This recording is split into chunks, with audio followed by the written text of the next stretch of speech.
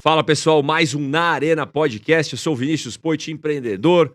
Estou como deputado federal servindo o país e agora pré-candidato ao governo. E estou aqui com o meu amigo Léo Siqueira para falar do nosso convidado já já. E aí, Léo? Exatamente. Léo Siqueira, economista, famosinho da internet. O cara foi rotulado como famosinho. É o melhor segue o fio da internet. Exatamente. Acabei de inventar essa. Tá bom, né? Não. Entende. Tá ótimo. E estamos com um convidado super especial aqui, João Kepler, né? E antes, vamos falar dos nossos patrocinadores. Né? A gente gosta de falar sempre dos apoiadores, viu, João? Antes importante. de definir o João aqui e tal, vocês não estão vendo ele, estão me vendo, mas a gente vai falar da turma que apoia essa iniciativa que tem, zero dinheiro público. Exato, que aqui as iniciativas são nossas, né? Mas a gente também busca solução para manter a coisa sustentável financeiramente, né? Primeiro, Finpack, né? Que é uma fintech, João, é uma fintech que investe no confinamento, na engorda do gado. Uau, e daí, se você tem interesse, você entra lá no site, aí você investe o seu dinheiro e você tem uma rentabilidade aí, e eles pegam o seu dinheiro e investem no setor agro. A gente gosta muito, né? Você estava lá Vai na Embrapa, na AgriShow. Na AgriShow, exato. Que é a maior feira da América Latina, a terceira ou segunda maior do mundo. Exato. A De gente negócio gosta no agro. muito do setor agro, Finpack. E outro, esse episódio novo, é Café Labareda também, Café da região Labareda. da Alto Mogiana de Franca, que você Aô, conhece. Franca. Aô, Franca. Que você conhece bastante. Eu ia falar, esse café aqui não é Labareda, tá? Eu ia falar que a gente gosta de ser autêntico, mas os próximos vão ser Labareda. Pois Muito é. bem. Labareda, aí você conhece café torrado, moído, eles exportam.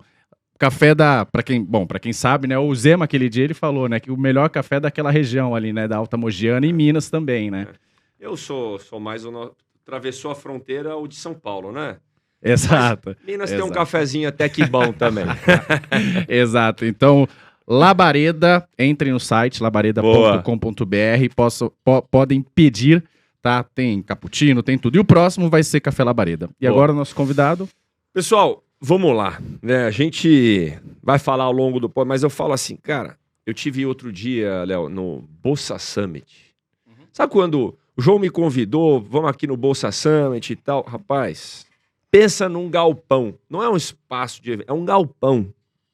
Cara, de dimensões industriais, cheio, sabe? Milhares de pessoas, startups, negócio do outro mundo. Eu fiquei impressionado, arrepiado com o que o João e todo o movimento ali do ecossistema de startups fez no Bossa Summit. Bossa Summit porque é do Bossa Nova Investimentos, empresa de investimento startup que o João lidera ali junto com o time, o Pierre e outra galera boa. Né? O João, através dessa iniciativa e de outras ao longo da sua vida, bateu a meta junto com seus amigos de 1.000 startups investidas. Sabe quando você vai dar um exemplo de coisa grande? Não, eu já fiz umas 1.000 coisas. Não, ali é real. 1.000 startups investidas. Então tá aqui, senhoras e senhores. Eu tava treinando pra fazer essa. Pera, para. Não é o João Kleber, é o João Kepler. Vambora. Bom demais. Beleza, João? Beleza, Poit, que maravilha estar aqui com vocês. E aí, Léo, muito bom. Gostei da história de você ser o homem do segue-fio, né? Do Twitter. Eu faço PhD economia, mas geralmente isso entra lá nas entrelinhas, né? Eu só fala ser influencer. Eu falo, tem outras coisas aí que eu posso contar, mas tá valendo isso. Cara, é muito bom estar aqui com vocês. Obrigado, de verdade. Vocês estão conseguindo traduzir muita coisa que a gente quer ouvir e ver no mercado, e essa linguagem simples é importante para as pessoas. De fato, a gente conseguiu essas 1.000 empresas, Poit, e foi um marco lá atrás, né? Putz, desde 2015 a gente queria investir em 1.000 empresas, mas era meio que uma loucura, um sonho muito grande, impossível, né? E aí a gente tinha colocado uma meta até final de 2020 e conseguimos em março e de 2022 abater as 1.000 startups investidas. Então realmente é um marco para o Brasil e para a América Latina, né? A gente é o maior da América Latina. João, você falando isso, né? Eu acho que não tem sonho impossível, né? Meu pai sempre me ensinou desde moleque que sonhar grande dá o mesmo trabalho que sonhar pequeno.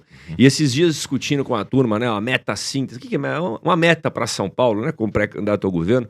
Qual que é o sonho grande? Nós vamos trazer o Vale do Silício para São Paulo, nós vamos profissionalizar o ensino, a molecada a aprender, nós vamos trazer a universalização de todo mundo vai ter escola, ensino integral. E aí a gente estava lembrando de caras que na história tiveram metas e sonhos grandes, né? Seja o Walt Disney lá atrás, que falava que, né, ele gosta do impossível porque lá a concorrência é menor.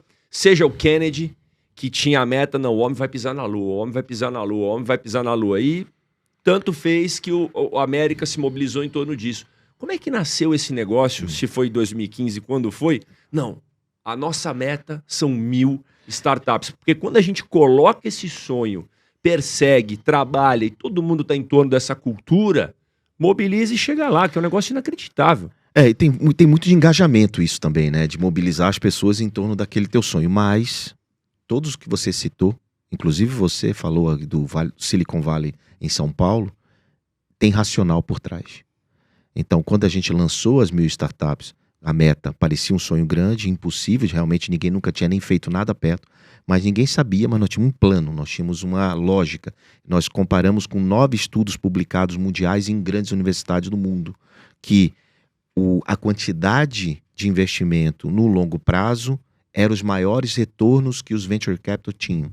Então a gente tinha essa North Star Metric, ou seja, a gente quer maior quantidade de investimento no portfólio para ter um retorno maior. Beleza. Cara, quanto a gente precisa para poder atingir essas 1000 em dinheiro? Segundo ponto. Terceiro ponto, quantas dessas 1000 vão morrer baseado em estudos do Sebrae, do IBGE e tal, vão morrer ao longo dos 10 anos? Beleza. O que os players mundiais conseguiram de quantidade e qualidade e resultado de investimento nos últimos 10 anos? Enfim, fizemos tudo isso daí, colocamos num liquidificador e extraímos a nossa lógica e o nosso racional para atingir as 1000 empresas. E, por exemplo, só para você ter uma ideia de um número, a gente imaginou que ia perder 36% das startups. Ou seja, 1036 vai quebrar. 360 ia para o saco. Né? Era o que a gente tinha imaginado no primeiro momento, porque a grande maioria perdia 50%. Os estudos mostram que 50% dessa empresa nos 2 anos morrem. E a gente colocamos como 36%. Hoje, olhando, está 7%. 7%? Só 7%. A gente só perdeu 7% das startups. O nosso número hoje é 1.130 startups investidas, já aumentamos, né?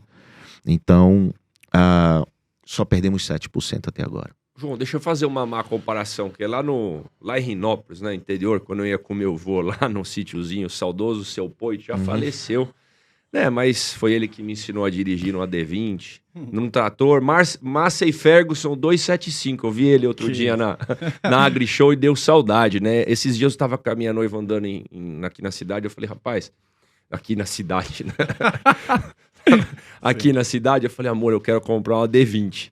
Você não vai comprar D20 o quê? Agora? Não, eu vou. Então esse é meu sonho, né? A minha próxima startup, investir em uma D20, uma 90, alguma coisa assim. Mas o meu vô ia lá na represa, né? Eu não sei nem se pode hoje ou não, mas naquela época você jogava tarrafa, né? Você ia lá e pegava os lambari lá, fazia fritinho. E você jogava tarrafa e pegava um monte, né, João? Então você vinha o que tinha ali, peneirava para ver se vinha algum grandão.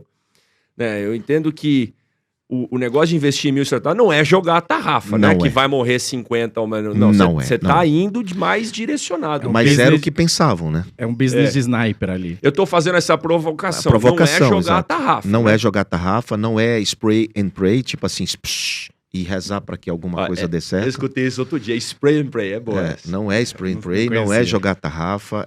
Tem um racional, tem lógica, tem técnica, tem estruturação, tem esteira de análise, tem um monte de coisa que a gente fez e aprendeu ao longo desse tempo. Sabíamos tudo lá em 2015, 2016? Não é verdade, não sabíamos tudo. Fomos aprendendo, como qualquer startup, fomos crescendo, aprendendo, pivotando, organizando, estruturando e chegamos, acho que, num modelo ideal nos dias de hoje. Será se é o modelo ideal? É o modelo ideal suficiente para nos dar a oportunidade de ver outras coisas e criar um ecossistema. Que foi o Bossa Summit que você participou, faz parte da nossa estratégia de ecossistema. A gente entendeu que o principal ativo da nossa empresa eram os empreendedores e as startups. Então a gente tem que criar. Quais são as dores dele? Então começamos a pesquisar. Cara, qual é a dor do empreendedor? O que é que ele precisa? O que é que ele sente? Então começamos a criar coisas e negócios correlatos, sinérgicos, para atender a necessidade dele. Então criamos uma rede chamada Rede Bossa, que é uma comunidade de empreendedores. Essa rede é poderosíssima, né? Lá tem serviço, coisa gratuita, coisa com desconto, um monte de treinamento, um monte de coisa para eles. Criamos uma academia chamada Bossa Academy de educação. Criamos um banco, Bossa Bank, porque esses bancos tradicionais não entendem o que é uma startup. Criamos um banco para atender as startups. Não é só mais um banco. É um banco que tem coisas que eles precisam. Antecipação de recebível automático, boleto recorrente, cartão de crédito internacional, empréstimo, etc. Entende equity, né? Então, criamos um banco. Então, estamos criando tudo que a gente fez na Bossa Nova foi para atender a eles. Mas por que isso, Léo? Porque eu sou um empreendedor que investe. Antes de ser investidor, sou empreendedor. Fui empreendedor a vida toda. Então, eu tinha dor, ninguém me ajudou, ninguém me deu apoio. Não tinha crowdfunding naquela época para poder fazer uma cotinha. Eu tinha que ralar, né? Então, quando a gente montou a Bossa Nova, 2 empreendedores, hoje tem mais pessoas como sócios, acionistas, mas quando a gente montou a Bossa Nova, cara, ninguém deu apoio, ninguém deu a mão. Então, eram empreendedores que tinham que fazer acontecer. Então, mas aí o foco é do empreendedor e não no empreendedor. Qual a diferença do no para o do? O foco é nele, tudo é ele, não. O foco é dele. O que é que você precisa para estar aqui comigo? O que é que eu tenho que mudar para te atender e para te satisfazer, né? Então, quando a gente muda o no para o do, tudo acontece, a mágica acontece. E foi o que a gente fez. Boa. Isso serve para tudo, Léo. Isso serve, né, pô? Isso serve até para quem vende algo, para um varejo, né? Que o cliente é rei. Não, o cliente não é rei, não. Tem investidor que bota dinheiro, os caras ficam até meio... Cara, mas o cara só cobra, o cara só pede. O cara vem aqui na minha empresa, eu ganhei um chefe agora, mas não ajuda o empreendedor, né? Mas porque o foco não é dele, é nele, né? É porque ele quer fazer dinheiro com o cara e não quer ajudar o cara. E João, você tava falando aí, agradecendo, né? Vou agradecer vocês por traduzirem esse conteúdo aí, né? Por explicarem de forma mais simples. E daí, o Poit é pré-candidato a governador, né? Eu sou pré-candidato a deputado também, mas esse projeto vai continuar independente de qualquer coisa, né? E aí eu tenho 2 candidatos agora. Opa, aí sim. Obrigado, Igor. Exato. Um cabo eleitoral de peso. Mas, e aí a gente tem conversado com muitas pessoas, o que a gente tem visto é um ecossistema, porque a gente é muito crítico, né? E essa é a nossa função, é ser crítico, né? E aí algumas pessoas falam assim, mas então o Brasil nunca vai dar certo, e você acha que o melhor é sair para outro país? E não é isso, porque senão a gente não ia estar fazendo o que a gente faz. Mas o que eu consigo ver é um ecossistema. Você tem as pessoas que criam emprego, que são vocês, e você tem as pessoas que vão lá na política para possibilitar o gerador de emprego ter facilidade no ambiente de negócio e não dificultar, né? E você também tem a parte do advocacy, que são as pessoas agora que falam, olha, eu tô vendo um cara aqui, vamos parar com essa visão de esquerda, um cara milionário, bilionário, que é rico porque alguém ficou pobre. Não, é ele quem cria o emprego. Então eu tô vendo um gerador de emprego, que teve a polêmica aí da Samia, que fala assim, bilionários não deveriam existir. E aí todo mundo explicou para olha só, olha o tanto que o Elon Musk já fez. Ele leva a internet de graça, ele cria carro elétrico. É claro que ele quer... se apropriar daquilo que ele fez uma parte, mas olha o quão o mundo é melhor por causa dele, né? E aqui agora a gente tá com o nosso chapéu de advocacy, né? De falar assim, olha, vamos parar com essa visão dicotômica aí de que o grande contra o pequeno, o rico contra o trabalhador, o rico contra o pobre, o empresário contra o trabalhador, né? E vamos pensar que não é um jogo de soma zero, né? Então, na verdade, eu queria 1 bilhão de João Keplers fazendo 1 bilhão de bossas novas para gerar 10 mil. É só isso. Tem um artigo, e aí a parte da economia que é quem cria os empregos. E está lá muito bem documentado. Quem cria a maior parte dos empregos são as startups, são as empresas jovens. Eles contam por não tanto a parte do. Não tanto um grande número de emprego, é 3%, mas eles criam 20% dos empregos. Eles são os que mais criam empregos. As pequenas empresas carregam o país nas costas, né? Exato. Olha, imagina o seguinte, e nós, quando começamos, viu, Poit, e muito importante o que você está falando, nós decidimos investir no começo, que a gente chama de early stage. Sim. A gente poderia fazer um cheque com a nossa capacidade, um cheque maior para uma empresa maior em crescimento, mas nós decidimos apoiar quem estava começando. Exato. Agora você imagina o seguinte, eu pego R$1 milhão e dou para 3 empresas, ao invés de dar para uma empresa. O que eu estou fazendo com isso? Automaticamente, eu estou gerando mais trabalho, mais renda, mais desenvolvimento econômico. Estou gerando mais sonho, energia, muita coisa. É a avó do menino que diz, que bom, que maravilha. Entendeu? Então, assim, o que a gente faz é um papel também social. Total. Tem dinheiro na jogada, porque a gente quer que esse negócio cresça, essa startup cresça e lá na frente ela seja vendida e esse dinheiro volta. O que a gente tem feito com nossos exits? Que, por outro lado, nós temos o maior número de exit no Brasil. 80 vezes já voltou dinheiro para o caixa. Dessas 80 vezes, somos recordista na América Latina em número de saídas. O que a gente faz com esse dinheiro? Bota no bolso do acionista? Não. Investe em mais empresa, mais renda, mais desenvolvimento comum. Que é mais ou menos o que o país deveria fazer, o que os governos deveriam fazer, reinvestir, né? Fomentar, reinvestir. Só que assim, eu sei que tem outras atividades para fazer, tem saneamento básico, tem não sei o quê, mas no final das contas, cara, o que nós estamos fazendo, ao invés de sacar o dinheiro e botar no bolso do acionista, a gente está reinvestindo no próprio negócio, no fomento de novos negócios, no fomento desses pequenos negócios para que eles cresçam e gerem trabalho. Porque, de verdade, o que você falou é isso, cara. São nós que geramos emprego. É nós que pagamos imposto. João, então, quando parece aqueles dados, né? O Brasil criou tantos empregos, o governo criou tantos empregos. Não é o governo que cria emprego, é o empreendedor. É o empreendedor. É o pequeno e médio empresário, como o Léo bem colocou, por estatística. Muito mais da metade dos empregos gerados, carteira assinada do Brasil, não vem dos grandões, que também são importantes. Mas vem do micro, pequeno e médio empresário. Eu visitei a AgriShow, como o Léo lembrou, né? A FEIMEC, que é a indústria de máquinas e equipamentos, né, também, que está super acelerada. Pegaram o São Paulo Expo e botaram o pavilhão inteirinho, assim, ó, de empreendedor, de inovação. Assim de empresa como a Finpec. Assim de empresa como a Finpec. Claro, e que é uma startup que está gerando renda, trabalho, desenvolvimento. Exato. Perfeito. Eu falei pro Léo, né, eu sempre uso camisa aqui, por exemplo, né, até para falar de uma outra aqui. Essa camiseta aqui de baixo é da Insider, que também foi uma startup, que eu acho que foi até no Shark Tank, alguma coisa assim, recebeu um investimento, tá bombando. Camiseta tecnológica, camiseta que não soa, camiseta... Fazendo competição com a Ering, com essas empresas. Exato, tradicionais. Então são esses os geradores de emprego. Não é o governo que emprega, é o empresário. E aí, como você falou de empresas tradicionais, Léo, o que eu lembro aqui e te pergunto, João, é uma coisa que a gente falou no meio da pandemia. As empresas tradicionais, eu lembro que a gente falou que era tipo um Titanic. Difícil de virar a hora que vê o iceberg ali. Exato. E as startups, elas pivotam, né? Que é o termo usado. É um jet ski, muda rápido direção e inova mais fácil, né, João? Muito mais rápido, muito mais fácil. Não é que o Titanic não seja importante, o transatlântico não seja importante, Lógico. As grandes empresas não sejam importantes. Até porque elas estão absorvendo esses jet skis. Elas estão comprando e absorvendo e desenvolvendo negócios junto com as startups. Sim. A grande maioria do meu tempo hoje, acredite, é recebendo empresário, grandes empresas, querendo interagir com as nossas startups. A gente tem um aquário cheio de peixinho, né? Sim. A Bossa Nova tem 1.000 e tantos, cheio de peixinho ali.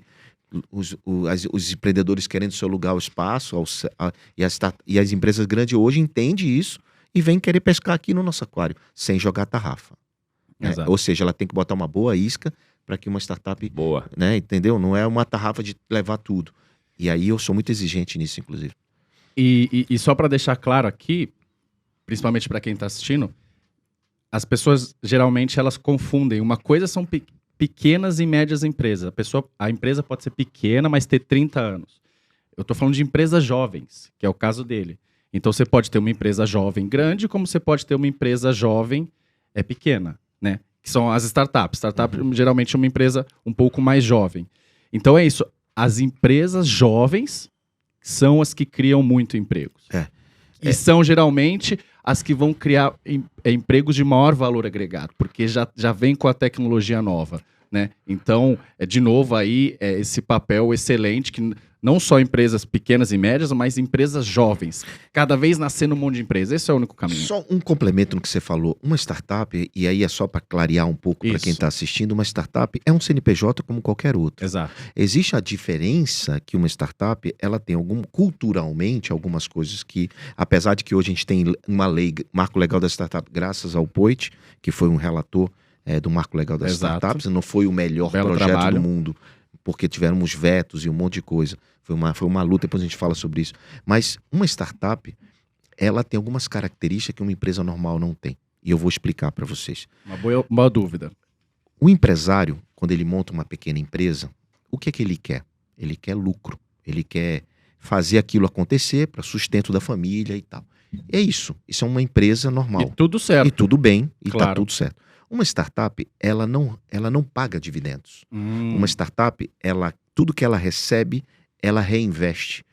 O foco dela é Crescimento. longo prazo, ou seja, o foco dela é crescer para uma nova rodada, Aí tem uma sopa de letrinha, série A, B, C, são rodadas de investimento. Sim. Não vem o caso aqui agora, mas quando eu vejo uma startup que ela começa a pagar os sócios, começa a tirar um prolabore alto, né, esse tipo de coisa, para mim ela não é uma startup, por mais Entendi. jovem que ela seja. Bom ponto. Por mais jovem que ela Tem seja. vários casos recentes aí. Tem vários casos desse tipo. Então, assim, eu separo uma startup quando ela começa a, por exemplo, dar sociedade a um investidor.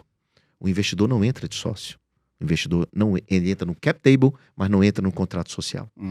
Quando ele entra no contrato social, ele é sócio. Se ele é sócio, ele tem direitos e deveres da mesma forma. No caso do investidor, a gente investe, não faz gestão, não dá ordens, a gente só apoia como smart money o crescimento daquela empresa. Então, isso é uma startup. Entendeu? Então, assim, é uma empresa de base tecnológica com característica escalável. E a característica escalável é aumentar faturamento sem aumentar a despesa proporcional. Entendeu? Então, Sim. tudo que você tem que aumentar a despesa... para eu aumentar o faturamento, eu tenho que comprar mais uma mesa, 2 cadeiras, mais gente, contratar gente. Isso não é escalável. Escalável é quando você consegue crescer receita sem levar essa despesa de forma proporcional. E as startups fazem isso de maneira brilhante. Né? Então, assim, mas isso não gera emprego? Gere muito. Mas isso não gera... Isso diminui CAPEX e OPEX. E quem quer ter CAPEX e OPEX, gente? Só atrapalha. Não é a história de o valuation ser calculado só pelo múltiplo de EBITDA. Não, tem vários fatores que calculam o valor intrínseco daquele negócio. Então, o que eu queria só corrigir, Léo, no seguinte aspecto. São as empresas jovens, Excelente. sim, mas com mentalidade de startup. Exato. João, quando às vezes algum empreendedor procura, né, Léo? Sabe da história do Recruta Simples, que é a startup de recrutamento que tá indo super bem. Já vou indicar lá para o pessoal conhecer melhor Sim. e falar com o Bossa novamente lá. Mas, Poit, como é que eu capto dinheiro? De quem que eu vou buscar dinheiro, né? E aí eu falo muito sobre a questão do smart money. Então, se pudesse explicar para a gente, João, a diferença de um sócio que vem e bota um dinheiro e o outro que vem e bota o tal do smart money, né? Que em inglês é o dinheiro inteligente. Aquele dinheiro que não é só o dinheiro, é muito mais. É apoio, é networking, é o Bossa Bank, é troca de experiências, são conselhos. Porque é lógico, eu também falo para o investidor. Primeiro, diferença do dinheiro normal para o dinheiro inteligente, para o smart money. Segundo, o investidor ele está olhando muito mais o empreendedor que está junto, que vai continuar aguerrido no negócio, do que às vezes só a ideia, né? Porque normalmente uma startup às vezes nem está operacional ou está começando, mas mais vale para o investidor aquele cara que está agarrado no negócio. É esse o valor maior da startup. Então explica para a gente sobre esse negócio do investidor olhar para o empreendedor junto e a diferença do smart money para o dinheiro normal. Bom, melhor hora de pegar investimento, eu digo para qualquer empreendedor, é quando você não precisa do dinheiro. Quando você precisa do dinheiro, você está meio que desesperado. Então, porque o processo de investimento, ele é um namoro, um noivado, um casamento. É um relacionamento, né, que vai existir dali para frente com os seus investidores, com os seus stakeholders. Acontece que quando você está muito desesperado, você termina atropelando, né, gerando um falso, uma sensação ruim. Por outro lado, quando você está com muito caixa, com muito dinheiro, você diz assim, eu não preciso de investimento. Aí que está o erro, dos dois lados. Você precisa de investimento, sim, e sempre, se você tiver mentalidade de startup, porque você vai crescer a cada estágio. Então, de ano em ano, você muda de estágio. A cada 15 meses, você muda de estágio. E a mudança de estágio vai te levando para um outro patamar e outros desafios. Cada estágio é um desafio, um momento, uma correção, uma arrumação. Então, quando o cara está no começo, ele está com a ideia na cabeça, ele precisa fazer o quê? Coisa óbvia que eu vou falar, tá, gente? Mas precisa fazer o quê? Tirar a ideia da cabeça para o papel. Bota no papel. Depois que ele está no papel, ele precisa fazer o quê? Tirar do papel, botar num protótipo, num MVP, Vamos testar. Depois que ele tem um protótipo, ele precisa fazer o quê? Validar, que é validando que se aprende. Depois que validar, faz o quê? Vai para o mercado. Então, é assim que funciona. E cada momento desse tem um tipo de cheque, um estágio e um momento. E tem cara que acha o seguinte, não, eu primeiro preciso abrir um CNPJ, antes mesmo, tô com a ideia na cabeça, vou logo abrir um CNPJ, vou logo alugar um escritório, vou logo gastar. Errado. Não pode fazer isso. Você só pode abrir o CNPJ quando você está com a validação desenvolvida, ou seja, protótipo desenvolvido. Aí sim você pensa em ter outros custos. Mas a história do Smart Money, então, entra onde? Ela entra o seguinte, quando em algum estágio eu estou precisando de apoio, qual é o apoio que eu preciso? Então, no começo, eu estou precisando de alguém para me ajudar a desenvolver a ferramenta. Então, eu vou buscar um investidor que tenha não só dinheiro, mas tenha conhecimento técnico para me ajudar a desenvolver a ferramenta. Não, eu estou precisando entrar no mercado farmacêutico. Eu vou buscar um investidor que tenha, além do dinheiro, conhecimento no mercado farmacêutico.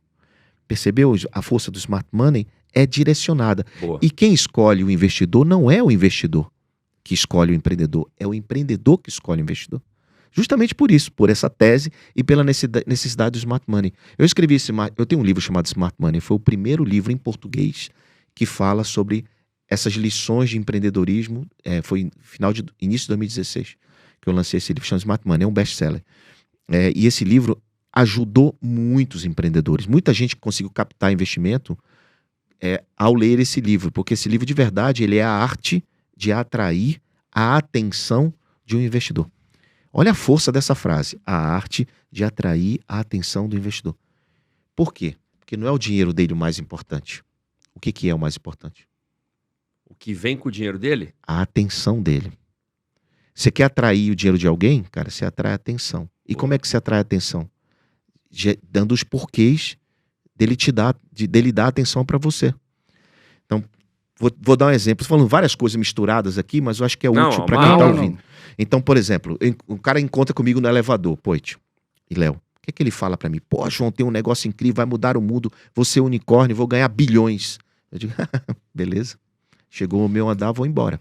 Todo mundo te fala isso. Porque isso é normal, isso é consequência de um trabalho bem feito. Teve um diferencial ali que, esse negócio é diferente. O que é que você tem que falar? Pode ser até um diferencial, mas o que você tem que falar? João, sabe o problema tal? Sim. Eu resolvo assim. Exato. Só, mais nada. Exato. Se aquele problema fizer sentido, cara, por que não dar atenção a ele? Boa. Chamou a minha atenção. Se chamar a minha atenção, continua a conversa. Isso. Se a conversa fizer sentido, tiver lógica, aí vai pro dinheiro. É como falam assim, pô, sabe qual que é o objetivo de um primeiro encontro? Em date aí, falando geralmente? Ter um segundo encontro. Ai, o cara, faz tantos anos que eu não faço isso, nem sei mais como é que é. Mas é isso. Então, qual que é o objetivo de uma conversa de elevador? Talvez transformar essa conversa em uma reunião. Claro. E não no cara, já arranjei um investidor em 30 segundos, né? O Poit, ele nem sabe disso, acho que eu nunca falei pra ele. Ele sempre me chamou a atenção. Você sempre chamou a atenção. Por quê? Pela tua forma de demonstrar o que você faz. Pela sua prestação de conta. Você nem sabe disso. A transparência dele. Não é só transparência, mas é a vontade autêntica, genuína de falar o que faz. Entendi. E nem sempre os posicionamentos dele eu concordei. Sim. Assim, às vezes ele tá defendendo algo que eu disse, cara, eu não defendo isso, por exemplo. Algumas vezes, qual é o problema? Eu disse, nenhum. Não, normal. A gente tem que discordar, né? Não pode concordar sempre. Né? Mas, cara, a forma, a coerência e a autenticidade de falar aquilo sempre me chamou a atenção dele. Eu digo assim, putz, que bacana. Eu não sigo políticos, eu sigo ele. Exato. Por isso. Né? Porque quando eu quero saber o que está acontecendo no Congresso, eu vou no Poit, porque ele sempre tem uma mensagem coerente do que está acontecendo. Obrigado, João. E de verdade, isso não estou falando para te agradar. Não, sim. Eu estou falando porque assim, ele nem sabia que eu existia.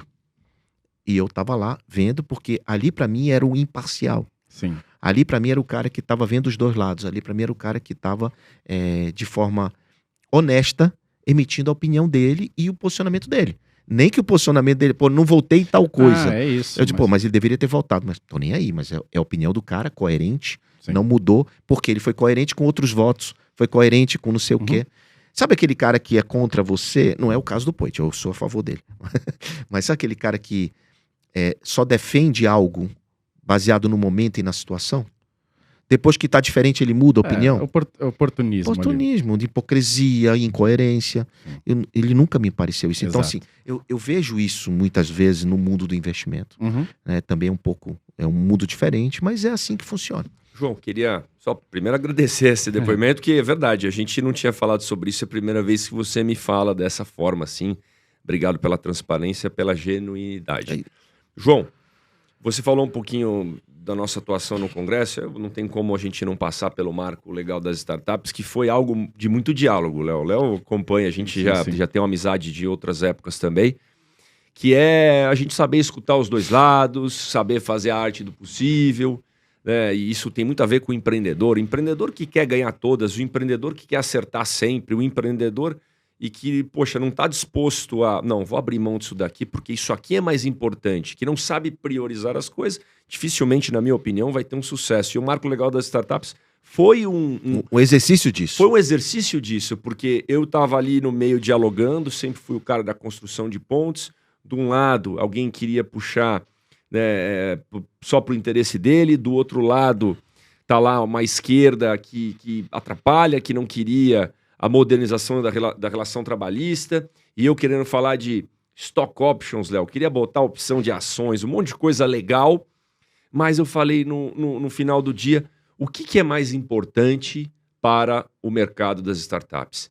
E aí não sou eu que ia dizer, é o mercado. Exato. Então, João fez parte, Léo, de um grupo que a gente chamou na época de Startup Advocacy, né? Manda um abraço pro Poli, que foi pra toda a galera lá, né? O Poli é um dos representantes de toda a galera. Para quem não conhece o Marco Poli, é o que usa a gravatinha borboleta. É o investidor mais elegante do Brasil. Então, abraço pro Poli. E ali a gente falou assim, gente, vamos atrás do que é possível e vamos conseguir algo, porque senão a gente não vai conseguir nada. Infelizmente, Stock Options ficou de fora, mas conseguimos aprovar sandbox regulatório. Né? Esses dias eu estava na FEIMEC e o pessoal de Santa Catarina, um pessoal que vendeu uma startup para a VEG, não, sandbox, foi você o relator? Eu falo, fui eu. Puxa, que legal. Conseguimos aprovar a maior segurança jurídica para o investidor anjo. Conseguimos aprovar a digitalização de um monte de documento que antes era tudo no papel. Então, fazendo a arte do possível. Eu te agradeço agora, João, retribuindo as palavras, porque você foi um cara que no momento mais difícil, e você sabe das ligações que a gente teve, Poit, segue em frente. Poit, não dê ouvido a todo mundo que fica criticando, vamos pegar os pontos positivos e vamos em frente, que esse negócio vai dar certo. E deu certo e fomentou o mercado de empreendedorismo, graças a Deus. É claro que tem coisas que ficaram de fora, mas como você... Cara, nada que a gente não possa continuar lutando, continuar trabalhando, continuar crescendo, mas tinha que sair. Saiu a lei, saiu o marco legal. Agora vamos fazer coisas em prol dele, vamos melhorar. Né? Tivemos aí o veto da compensação. Foi ruim, o governo vetou, mas ele não é uma situação que elimina o investimento. Como muitos dos meus colegas falaram, elimina, vai diminuir. Diminuir o quê, meu amigo? Nós investimos por longo prazo. Essa compensação vai acontecer no exit lá na frente, se acontecer. Então, sim, isso não vai tirar investidores. Isso atrapalha, mas não elimina. Então, o que quer dizer? Vamos trabalhar para isso. Vamos convencer o governo, tecnicamente, que é importante fazer isso. Né? Vamos botar um projeto de stock options de novo. Esse negócio de compensação, Léo, a gente tentou passar perdas e ganhos, né? Como a gente compensa no mercado financeiro, que Sim. você entende bastante também. Poxa, o cara que investe um monte de startups, o prejuízo que ele tem em uma, o lucro que ele tem na outra, ele compensa. Mas a receita, você sabe como é que é, né? Não deu, mas nem por isso eu vou ficar brigando com o tema, xingando todo mundo, xingando receita. Já tá ótimo. Foi o que eu disse essa semana, inclusive eu dei uma entrevista, você também deu na mesma matéria, que eu falei lá, cara, isso não muda o mercado. É ruim, mas não muda o mercado. Eu não vou deixar de investir porque eu não tenho compensação. Entendeu? Exato. Então, assim, a gente, nosso lado, a gente também tem que entender que tem momentos de derrota, tem momento de vitória. Tem que dialogar e é isso. Vamos colocar o melhor possível. E daqui para frente vamos trabalhar. Exato. E por isso os deputados do próximo mandato vão nos ajudar nisso. Nós vamos trabalhar para mostrar tecnicamente o que precisa ser feito. Inclusive o novo governo, se tiver o novo governo. Exato, aos poucos. Com novos deputados? Com novos deputados. Mas posso fazer uma questão existencial aqui, Léo? Né? Meu amigo Léo, economista aqui, PhD, em breve. Em breve, ainda não sou. João, até que ponto? Porque eu, como empreendedor, às vezes sai. Meu pai falava o seguinte, ou o vô, né? Sai rasgando que vem alguém que dá um jeito e vai montando atrás. Você tem que tomar risco, né, para entregar. Mas até que ponto o feito é melhor do que o perfeito. Porque às vezes o empreendedor que fica fazendo muita planilha, né? Muito planejamento, às vezes não se coloca porque ele fica inseguro. Mas ainda não tenho a certeza que isso vai dar certo. Mas, cara, certeza a gente só tem do nascimento e da morte. Até que ponto que não beira a irresponsabilidade, né? Do feito é melhor que perfeito. É o Léo que vai responder ou sou eu? Não, pros dois, eu joguei aí. Na primeira tu, Léo, depois eu. Você tá dizendo que às vezes o cara também executa rápido demais e pode beirar a irresponsabilidade? Isso, o cara não se planeja em nada, porque também aí não dá, né? O cara não faz conta, não faz nada e sai só executando, e aí vai dar ruim. O risco que ele corre do desconhecido, porque é tudo bem correr risco, contanto que você saiba do risco que você tá correndo. Só quando o cara segue um caminho sem saber o risco que tá correndo, fica difícil, né, cara? Olha só, Poit. Eu vou trazer a minha experiência aqui quando eu era cadete da aeronáutica. Eu não falei isso, mas eu era cadete da aeronáutica, João. E aí eu pilotava lá, né, na academia da Força Aérea, em Pirassununga. E aí, pra você pousar, tinha que estar a 3.000 pés, né? Esse era o que você tinha. Só que é difícil você estar a 3.000 pés. E uma coisa que o voo me ensinou é pra onde você pode errar. Eu não sei como é que chegar exatamente no 3.000. Mas será que é melhor eu estar a 2.900 ou será que é melhor eu estar a 3.100? Opa, a 3.100, porque é melhor eu estar mais alto, que eu tiro o motor e caio rápido, do que eu estar muito baixo, para dar motor eu não vou conseguir subir. Então é isso. Eu acho que isso, com tudo na vida, essa forma de pensar me trouxe muito. Por exemplo, você tem um nível que você sabe que você tem que ser um pouco duro ou não com seus filhos. Só que você nunca sabe qual é aquele nível. Será que é melhor eu ser duro demais ou duro de menos? Entendeu? Aí cada um faz sua reflexão. No pouso, sem dúvida, era melhor estar 3.100. Então, nessa sua questão, o que é melhor é isso. Você não pode ser irresponsável, mas você também tem que executar. Beleza, até aí todo mundo sabe. Mas eu sou o cara que prefiro executar rápido, mesmo que a chance de errar e na hora a gente descobre, do que planejar demais. Erra rápido, né? Pra corrigir rápido. Do que planejar demais e ser o cara que nunca executa. Então eu sou o cara que vou tender a executar. Não, mas pode ser que não esteja pronto, a gente vai... Beleza, é melhor isso do que eu ficar com receio de errar demais, do que eu chegar a 2.900 quando eu deveria estar com 3.000. Essa é a minha contribuição. Somos dois então. Exato. Agora vamos ver se o João salva a gente. Muito bacana. O americano tem uma frase que fala assim: fake it while you make it, né? No mundo das startups, gostei. Essa história de que você pode, por exemplo, não precisa estar o software pronto, você pode ter uma carinha, um landing page, né? Assim. E por trás um manual fazendo, e você vai aprendendo e tal. Isso é muito interessante e é mais ou menos isso que a gente fala quando valide primeiro, né? Eu não sou um cara que digo para os empreendedores assim: se jogue no penhasco e arrisque tudo, porque senão você não vai ganhar, e o cara que arrisca é o cara que ganha. Eu nunca falo isso, né? No teu caso, na tua analogia, eu prefiro também ir para 3.100, né? Do que fazer 2.900, mas eu sou um cara... Você prefere executar rápido, eu prefiro, mesmo sabendo que talvez não esteja no momento ideal que você quisesse. Mas eu executo hoje com prudência. Eu vou explicar, eu vou chegar lá. A prudência, porque por que você entendeu o 3.100? Alguém que já passou várias vezes pelo 3.100, eu estou só recapitulando o que você acabou de falar. A analogia. 3.000 pés, 3.100 ou 2.900. Na sua analogia, por que você tem esse número 3.100 e não 3.200? Exato. Porque alguém já passou por isso, já testou, já viu que não dá, viu que é bom, é menos arriscado. Como hoje nós temos centenas de literatura e conhecimento e informação a respeito do empreender e do se jogar, cara, você tem uma experiência, um validado de gente que já fez para dizer, cara, vai a 3.100. Então o que eu estou dizendo é, arrisque, seja ousado, execute, mas tenha prudência para validar primeiro antes de fazer isso. Então validação é simplesmente você chegar na conclusão que não vai dar certo. Sim. E tudo bem por isso. Exato. Não dá tentar um negócio que ninguém quer comprar, ou que não tem cliente, ou que...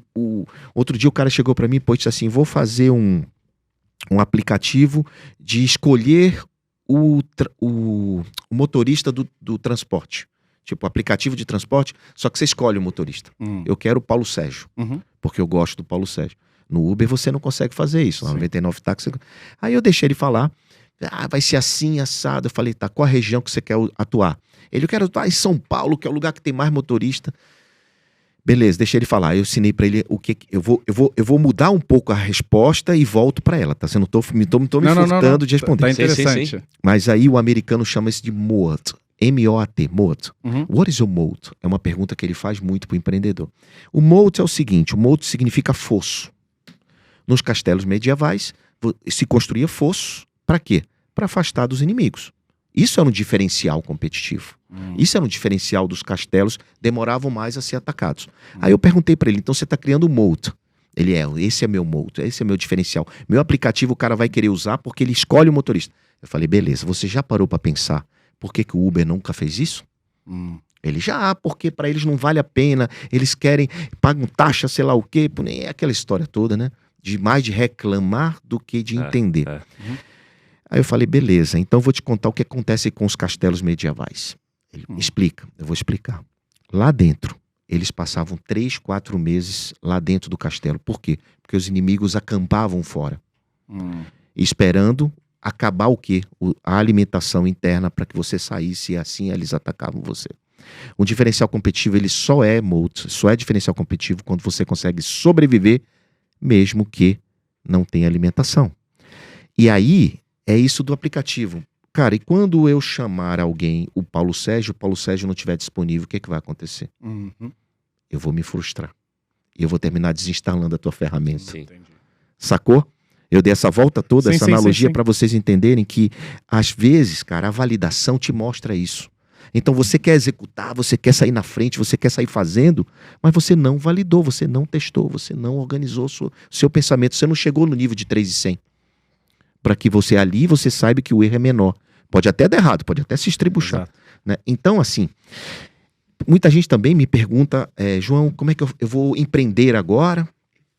Vou largar meu emprego, agora eu sou empreendedor, vou para cima. Eu falo assim, peraí. Você já ouviu falar na teoria das 2 canoas? Como assim? Não, cara, 2 canoas.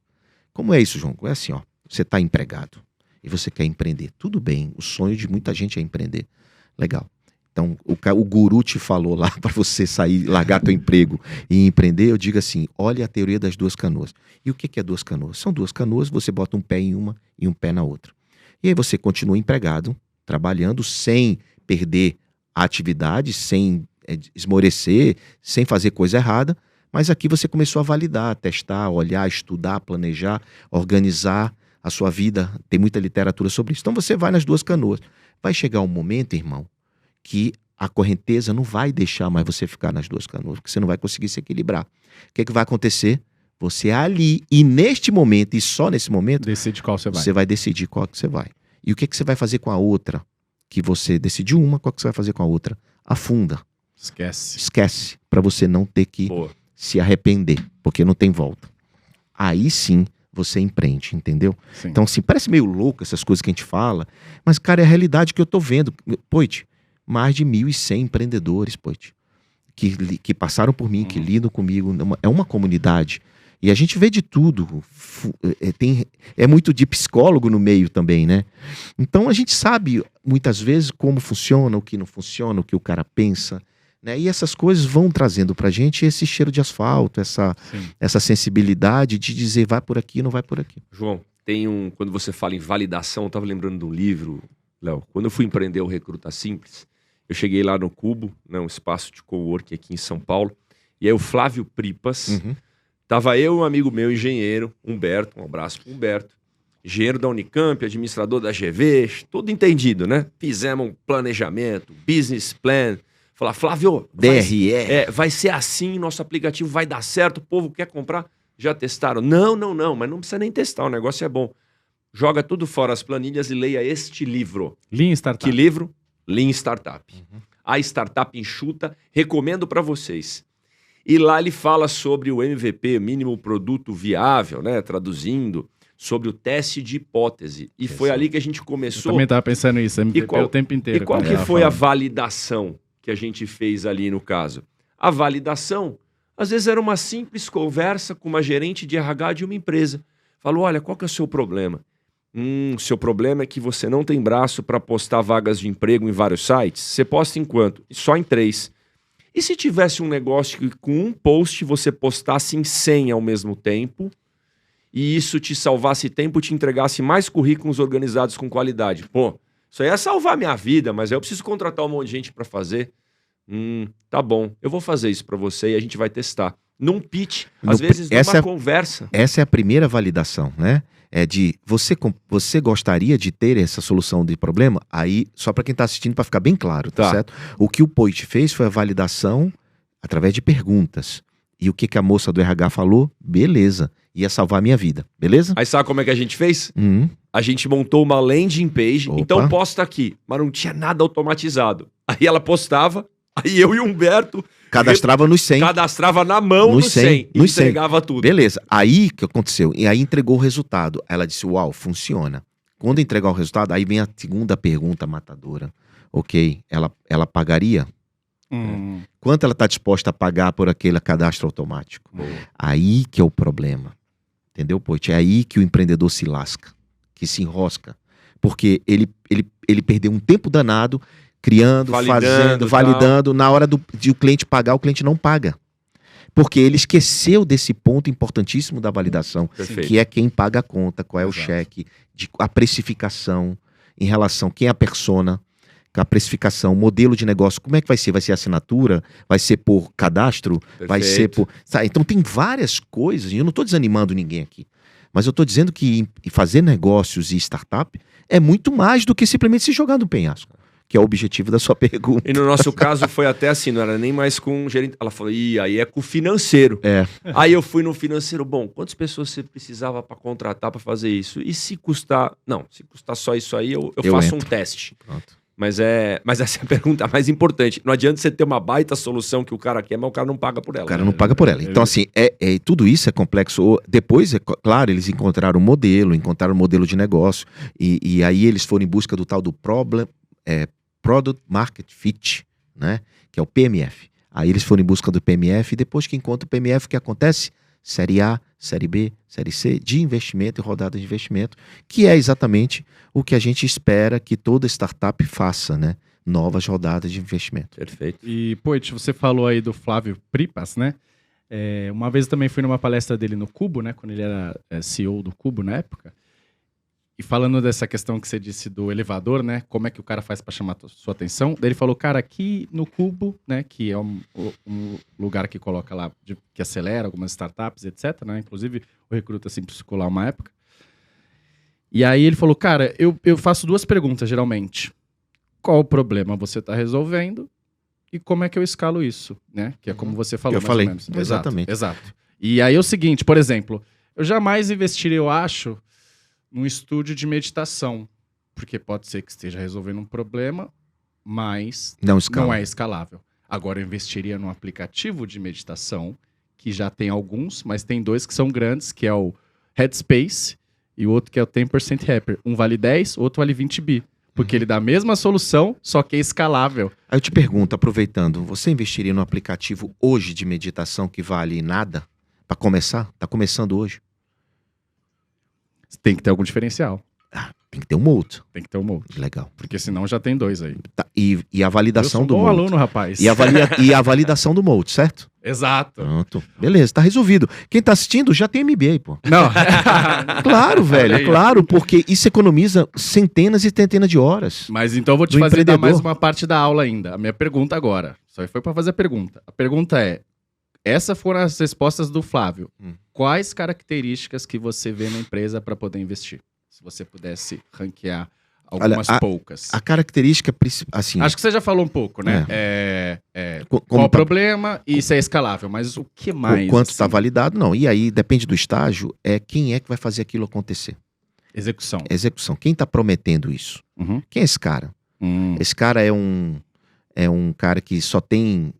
Equipe, entendi. Não, só tem PhD, estudou nas melhores universidades do mundo, beleza, mas dane-se, né? O que isso tem a ver com o que ele está fazendo? Exato. Qual é a experiência dele, o cheiro de asfalto dele naquele negócio? Entendeu? Então, assim, nem sempre o cara que é mais preparado, em termos de academicamente falando, é o cara que vai executar aquilo, velho. É uma boa... Então, assim, às vezes o cara chega pra mim dando carteirada, sabe? Estudei em Stanford. Eu digo, beleza. Parabéns pra você, good for you, né? Como diz o americano. Good for you, parabéns pra você, que bacana. Às vezes o cara que estudou aqui numa universidadezinha qualquer consegue Exato. fazer, pô. Não, eu vou dar um exemplo. É igual o Elon Musk, por exemplo. Agora ele tá na moda e é fácil falar dele, mas você olha aonde ele colocou, ele desenvolveu as coisas absurdamente. E sabe o que ele fala? Ele usa os PhD para trabalhar para ele. Exato. Tô acabando comigo aqui hoje.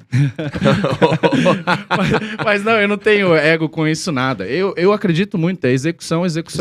Então é isso. Mas quando você pega um cara e fala, cara, Ô, velho, olha essas 10 startups que eu já fiz. Velho, se não fosse isso, Léo, eu não montava a Bossa Nova. Exato. Eu sou um cara de estrada. Exato, eu sou um cara isso. que já quebrei. Eu sou um cara que venho do nada. Eu não tenho herança. Ué, mas... Eu construí tudo sozinho. Sim. Então, desacreditado. Eu não era do mundo de Venture Capital. Meus colegas de Venture Capital, todos olhavam pra mim assim, esse cara vai fazer isso? Que loucura. Então, assim, se eu fosse acreditar... Quer dizer, eu acreditei em mim, na minha capacidade e no meu propósito. Simon Sinek já dizia, tudo começa com porquê.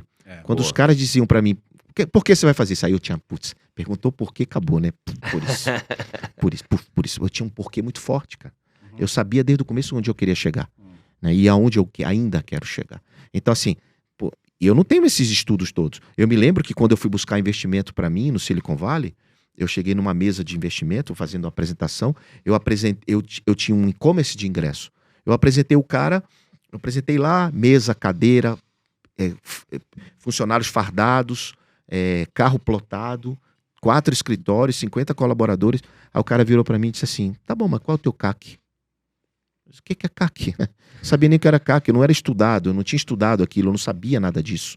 Eu tinha uma vontade de fazer algo. Custo de aquisição, porque todo mundo deve estar curioso agora. Custo de aquisição de cliente, quanto custa um cliente teu? E várias sopas de letrinhas de KPIs aí que são perguntadas que quem não lê o Lean, quem não lê o Smart Money, quem não bota no Google, né?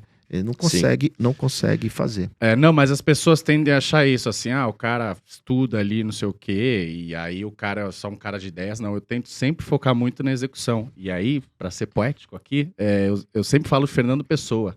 Capacidade para castelo, qualquer terra larga tem. Mas onde vai estar o castelo se ninguém construir ele ali?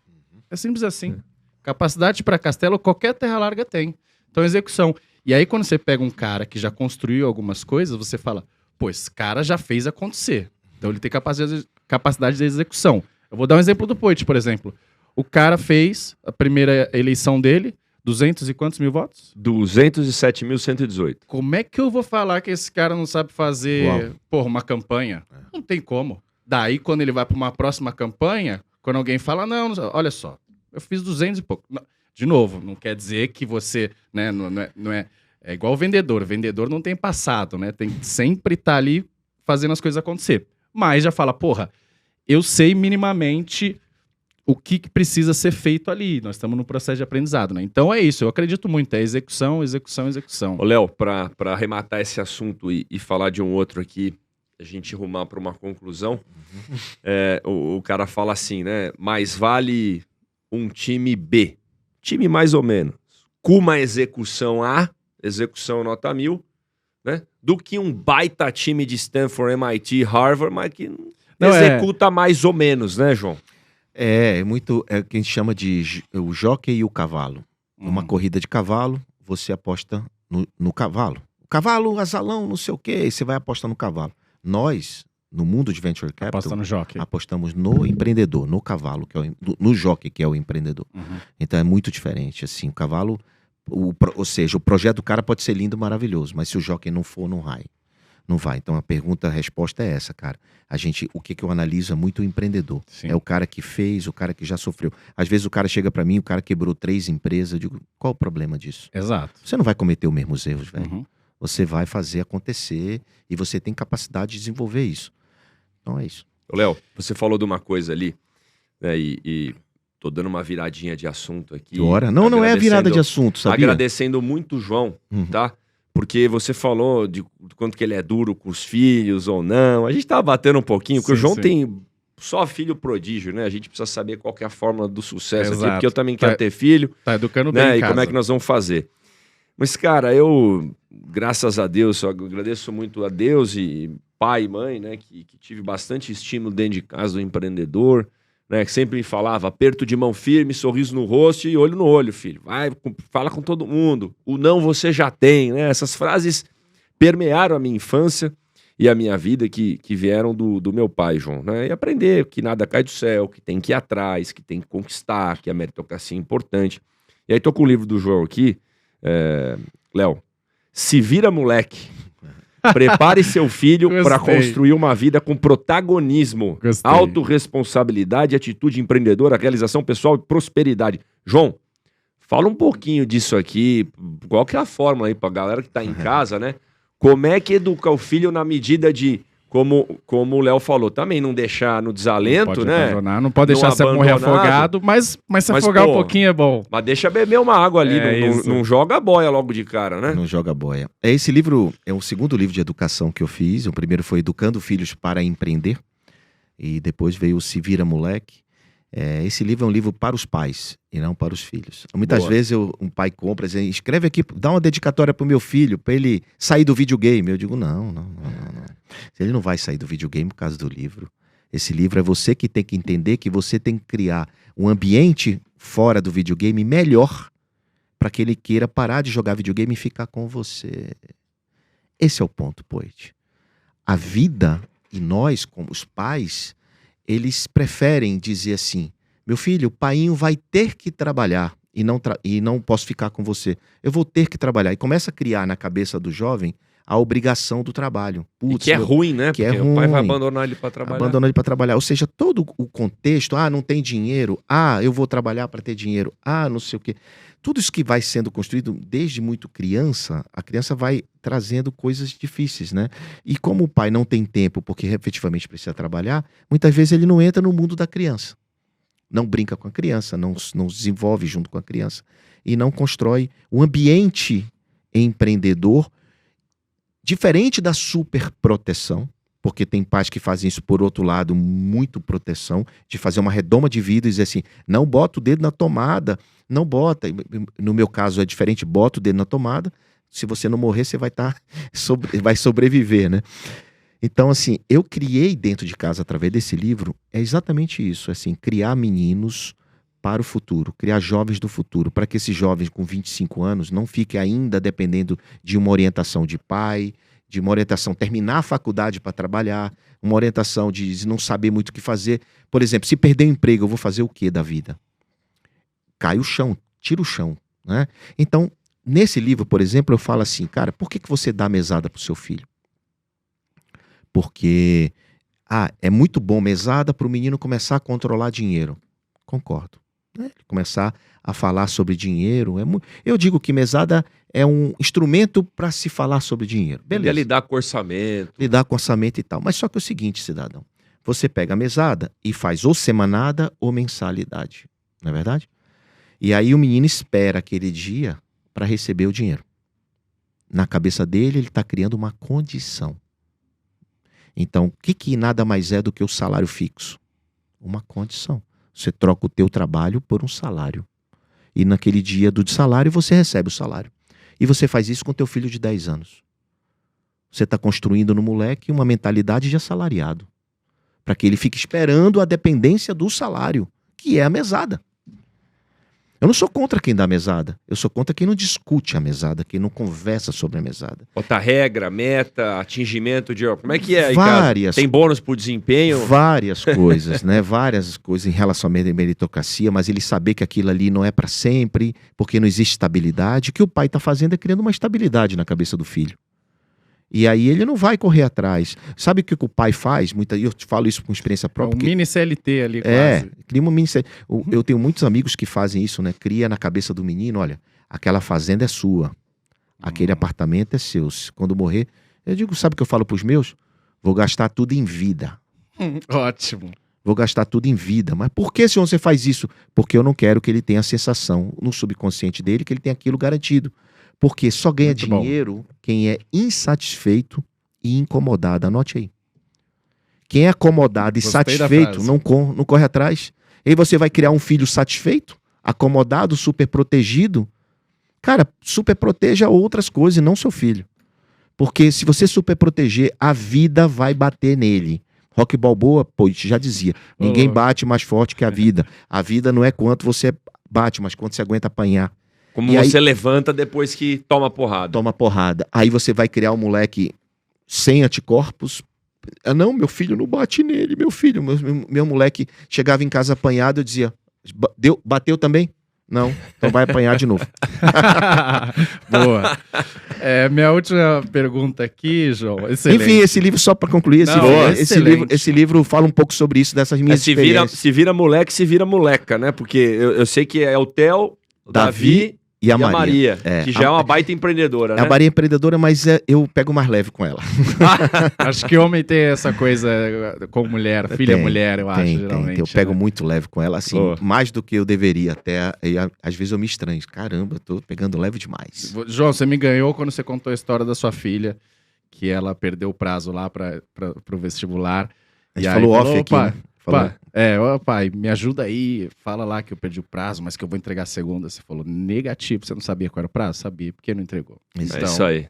Aí eu falei, pô, uma pessoa de valor. E só pra finalizar... É porque senão, cara, eu tô passando uma mensagem péssima. Eu não tinha visto o nome do livro, daí eu falei, faz todo sentido com o que você tá falando, o discurso e a prática. Porque...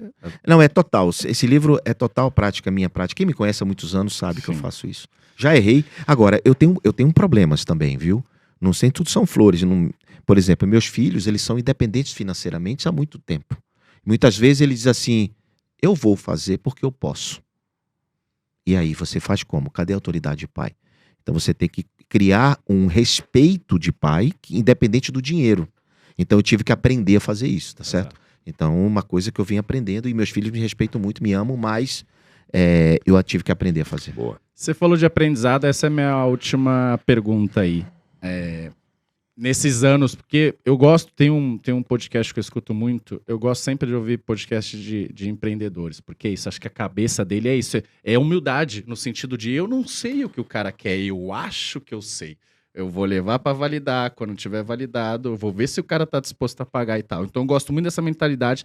Tem um que eu assisto, chama The Knowledge Project, do Fernand Street. Muito bom, muito bom. E aí sempre falam dos aprendizados. Então, quais foram os seus aprendizados aí até hoje? Que você fala, pô, eu pensava dessa maneira, agora eu tenho uma cabeça mais assim, em meio às suas vitórias e aos fracassos, que é onde ensina de fato os aprendizados. Bom, talvez eu não consiga te dizer um aprendizado, porque foram muitos, mas tem algumas coisas que marcaram a minha vida, né? Uma coisa que marcou a minha vida, assim, primeiro, né? Eu nunca fui um cara que estudei muito. Nunca fui um cara de me debruçar em livros, que ser o melhor aluno da escola. E chegou uma época da minha vida que a ciência me fez falta. Então, o conhecimento me fez falta. Eu era um cara de execução, mas eu não tinha ciência técnica do como fazer determinadas coisas. Ou seja, como analisar um DRE, por exemplo, como eu não sabia o que era EBITDA, por exemplo, era mais difícil o entendimento. Então, eu tive que voltar para o banco da escola.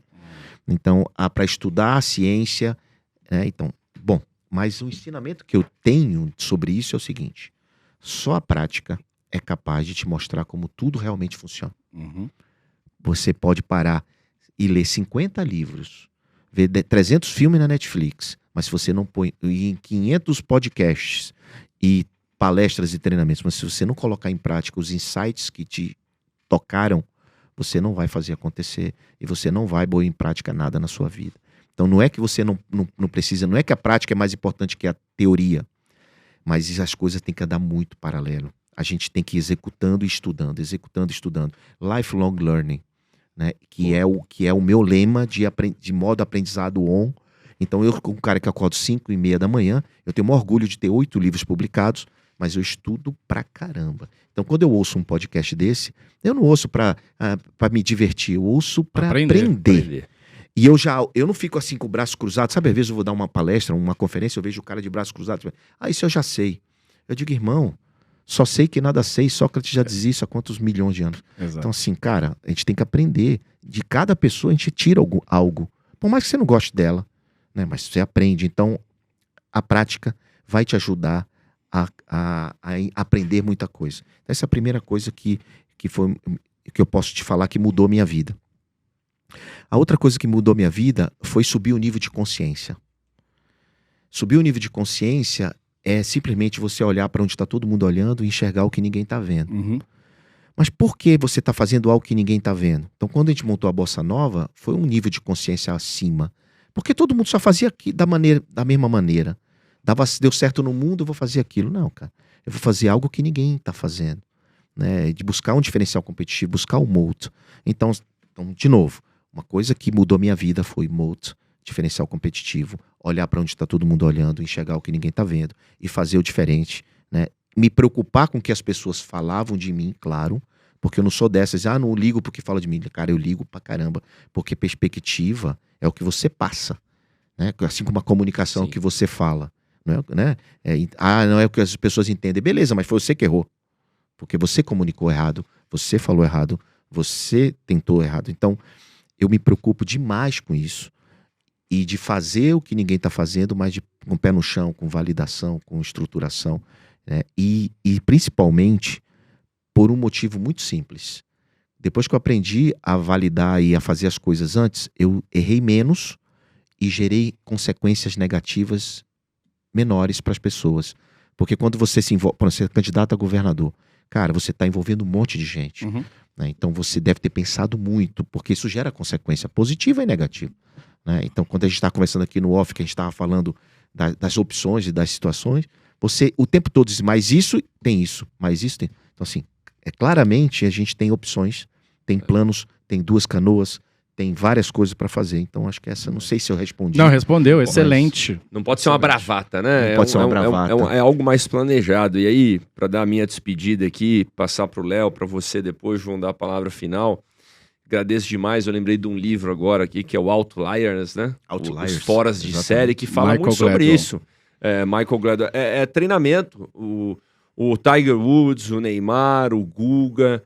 O cara não nasceu jogando golfe, por exemplo. Lá. O cara não nasceu jogando futebol. O cara treina, né? O Oscar, né? Mão Santa. O cara ficava lá, ó, jogando bola de basquete Até ficar depois. incontestável, né? Eu tô assistindo agora, aliás, fica uma dica. Então leiam o Outliers, né? Que ele fala sobre as 10 mil horas de treino pro cara ser um cara fora de série.